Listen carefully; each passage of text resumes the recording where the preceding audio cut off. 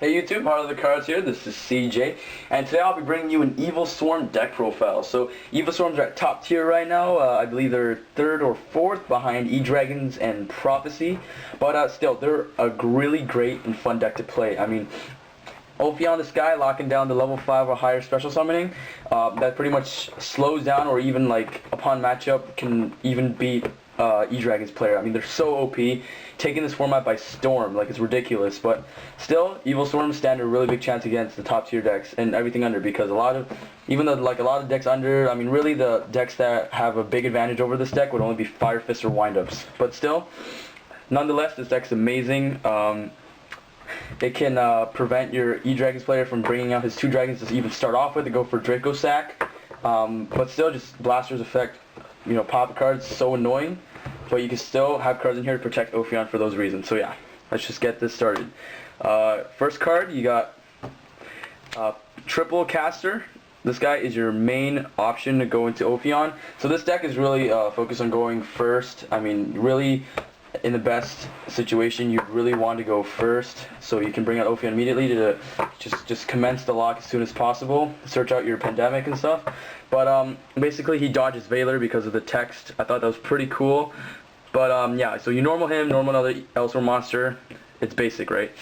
You can bring out your Ophion.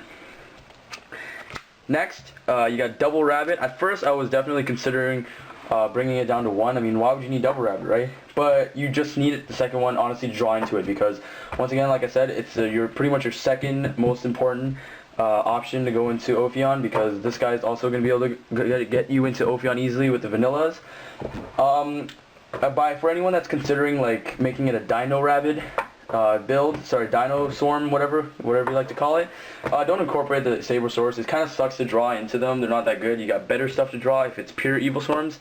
That's just purely my opinion. But there's other options if you draw into a dead rabbit, like let's say late in the game, or whenever you actually need a card in your dead situation and you just draw into it. It's a waste of a draw. There are cards in here that will make it live again, so it's all good. But anyways, that's Rabbit, which would lead to the vanillas. So you got Triple Heliotrope. This guy's basically your vanilla that's you're going to bring out, and the great part is you got 1950, so that gets over Ryo. Any other 1900s are annoying. So that 50 attack, I just love this deck because a lot of the attacks are like just 50 more, so it's so annoying. Basically Ophion. But next you got Kerykeion. I only got 2. You would definitely run 3. This card is your 1-card Xyz. You get additional normal summon after you banish an Evilswarm and add one to your hand, and it's broke as hell if you can add your caster to your hand. You have another Evilswarm monster in your hand, so you normal caster, normal another one, because you get 2 additional normal summons basically, and you can go into a like a Shockmaster like Ouroboros. So it's pretty ridiculous. So yeah, this guy will be the one that sets up all your broke ass plays. So yeah. Next, you got Evilswarm Thunderbird. I would drop this to 1 because I was considering adding a second Fiendish Chain. But this guy is basically essentially your wind-up rabbit, except he comes back at 300 more attack. So it's fantastic upon that aspect, and as well, just you can get it off at whenever your card's activated. So this can be during either player's turn. During your opponent, maybe he plays an MST, you can just banish this guy if you really want to. So yeah, come back with more attack as well. So that's the great part. Best floater ever. Next, you got Double Mandragora. Honestly, I would drop it to 1 maybe, or just because, I mean, there's better things to draw into, like I've said. Like sometimes I just don't need Mandragora. But basically, I guess you could say it's a little bit buffer version of Cyber Dragon, because if your opponent controls more monsters than you do, you can special summon this card. So the text there just means that, like, maybe I've had, like, your opponent goes first, you have Mandragora in your hand, and then actually even more ridiculous it could be if you have 2 Mandragoras in your hand and your opponent goes first, so you can special that, and then actually no, that won't work, sorry. But you can special him, and then you can normal another Evilswarm monster, and then you can normal another one if that was Castor. So there's a broke ass play by itself as well. So this guy can also be a pretty decent option to go into Ophion or anything other than Ophion. So yeah, that's level 4, rank 4. So next, you got Tour Guide. I do run the Tour Guide. Some people, like, I've read all over the place, it's kind of like mixed feelings. Some people say it messes with the synergy, but I think it's okay. I mean, every once in a while, it's not bad to bring out a Levier, bring back an Evilswarm monster maybe, because you're banishing off of Kerykeion. And as well, like, bring, I don't know, a beater, like, for example, if you want Leviathan, or just for defense Zen mains. A lot of things are good, so yeah. So now for the Spell and Traps, main card for why this deck is so broke. This is your Lance, except you don't get any minuses off of it from like losing 800 attack, but also it's all face-up Evilswarm monsters. So this protects all your monsters, not just one of your Evilswarm monsters, but all of them. So this card is honestly what makes this deck so broke. Next, and for the reason like I said, the only thing that really weakens this deck is card effects, so that's why Fire Fists just really screw them up, because Bear just popping. So Forbidden Dress is great, just drop your Ophion's attack by 600 and it's unaffected, so you protect your Ophion for that turn, so it's great. You definitely need Dress in this deck, trust me. Next you got a ROTA. ROTA just to search out the Castor. Occasionally you might want to search out the Castor. I mean, he's a good card too, so yeah, Castor gives so many possibilities, so definitely ROTA's not a bad option. Next, you obviously got the Trinity, Dark Hole, Monster Reborn, Heavy Storm, so it's pretty much a staple in every deck, so for sure you're going to run that. Next, you got double MST, MST back row hate, so it's obvious. For the traps, you got Solemn Duel here. Pretty obvious in that too. Next, I run Compulse because like everything is Xyz this format, so it's great. For example, I can compulse your opponent's. I can compulse my opponent's Dracosac, and that's it. You know, just get rid of Xyz monsters and so on and so forth. So it's great. Next, you got two Torrentials. Torrential is so broke if you chain it with your Pandemic. I mean, it's just ridiculous because let's say your opponent summons like a bunch of monsters and you got Ophion on the field. It seems like they can actually beat you down because they might take out a monster that's gonna for sure be able to get over Ophion. But Torrential Tribute basically kills off that hope because you go Pandemic, then chain Torrential Tribute, and then there goes all their monsters, and your Ophion's still alive. And that's not even counting the amount of damage you'll get off of your turn summoning even more monsters potentially. So yeah, Torrential Tribute gives a really broke play off this deck. Next, I'm running one Mirror Force because, like, obviously it's staple. And following that is just Deep Prison. Next, you got double Bottomless. Bottomless just pretty straightforward. Fiendish Chain, I think this is a really nice replacement for Veiler because, like, obviously if I go to a mirror match, Castor, Veiler doesn't help much. I mean, Veiler's still a good card. I mean, if you want to run me a Veiler, go ahead.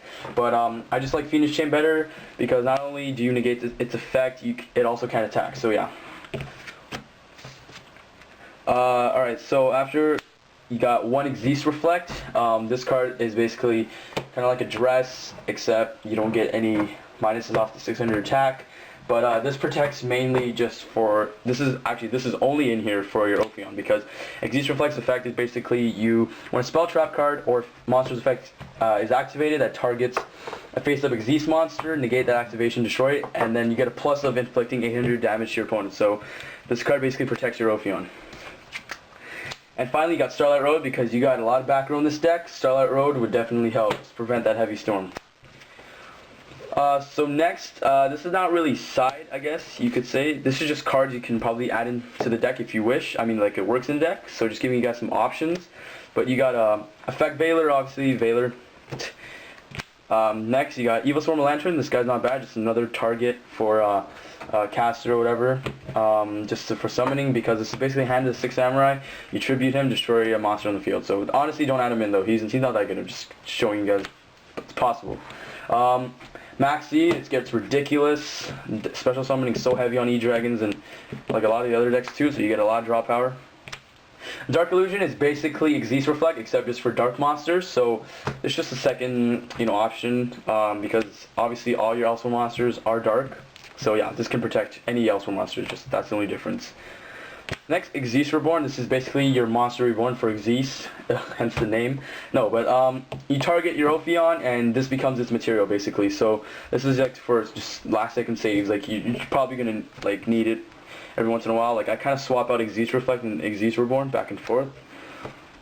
Next, this is actually a pretty good card that I'll like potentially main. This is what I meant by kind of making Rabbit kind of viable, because once per turn you can shuffle an Evilswarm monster from your hand or side of the field back to your deck and to add another one to your hand. So this, let's say I drew into like 2 Heliotropes, so that means Rabbit's pretty much definitely dead, like especially if I draw them all into one hand, which is honestly horrible. But and you still got the other Rabbit you can possibly draw into, so that sucks as well. So you just send one of those Heliotropes back and make Rabbit live again just like that, and you can bring back another better Evilswarm monster. For example, I can bring back a Kerykeion or maybe a Castor. So this deck, I mean sorry, not this deck, this card is really nice.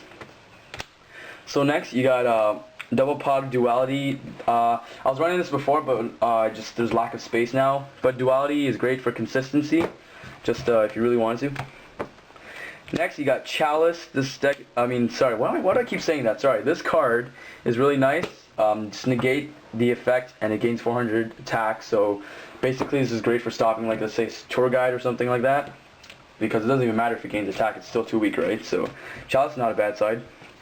Next, that final MST, because just for in case you run into a deck with a lot of back row, aka Fire Fist. And finally, I actually consider 2 safe zones, because safe zone can actually be pretty decent just to protect, once again, protect Ophion, because this deck pretty much revolves around protecting that card. Next on, for the extra deck, you got Playset Ophion. This is mandatory. I mean, Ophion, I don't even explain anymore. Like, Ophion's ridiculous. Sorry, voice crack. Next, you got Ouroboros. This guy's really nice. 3 level 4 monsters. Basically what I was saying off of Kerykeion or anything else. But you can use one of its effect, but unfortunately you can only use one of each effect once, so you can't use like another one, you know, but twice. But it's actually really nice effects. You can target one card your opponent controls, return that to the field, so that's any card. You can select a random card from your opponent's hand, send it to the graveyard, and you can target one card in your opponent's graveyard and banish it. So this has a lot of options, so it's nice. Next, Bahamut. This is basically your big eye, because just there's more of a cost in order to take control of your opponent's monsters. You gotta dump a monster and detach. Dump a monster as in like dump it from your hand, so yeah. But it's basically a big eye, so it's really nice. Next, you got Daigusto Emeral. This is the main card that makes your second Rabbit live again, because after you used up your first Rabbit, let's say if I, you know, use up my first Rabbit, bring out the double Heliotrope, I'd obviously detach. But if I like draw into the second Rabbit, obviously that's useless. But if I still have material on Daigusto Emeral, which I most definitely will have, and if it's still alive, obviously, you'd obviously use its first effect, which is target 3 monsters in your graveyard, shuffle 3 into the deck, and then draw 1 card. So this shuffles back your Heliotrope, which means you can use that second Rabbit. And not only that, you also get to draw a card off of that, so it's great. Second effect is just target a non-effect monster in your graveyard, special summon it, but you obviously wouldn't really want to special summon a Heliotrope from your graveyard. I mean, I don't see a point in that. But yeah, Daigusto Emeral pretty much makes Rabbit alive again. Next, Evilswarm Thanatos. This is, I would side this, because this is not really, it's not that good. I guess it's pretty good against Fire Fist, because during either player's turn you detach a Xyz material and it's unaffected by other monster effects this turn, so prevents the popping off of Bear. Next, you got Nightmare. This is another side just for windups mainly. Next, for the rank 4th. Oh, by the way, just to bring it up, because people have said earlier in the comments, Abyss Dweller. No, sorry, not Abyss Dweller. What am I saying? Sorry, I'm like really out of it today. No, but my extra deck has like a lot of cards, so like I understand that you can only have 15. I just pretty much also just throwing in options here for you, like that you can just put in. Like obviously I've mentioned that some of these are side, but yeah, just so you know that I'm not just like going over the limit of a extra deck just because I can or something. No, but so next you got Abyss Dweller.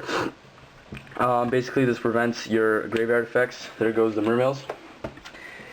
Next you got Cowboy. This saves you games and wins you games, because you might just sometimes off of like because of Evilswarms, they don't have a lot of cards that have high like 2550, but there's a lot of cards that are over it nowadays. For example, pretty much all the E-Dragons, almost all of them except for Tempest, can destroy your Ophion.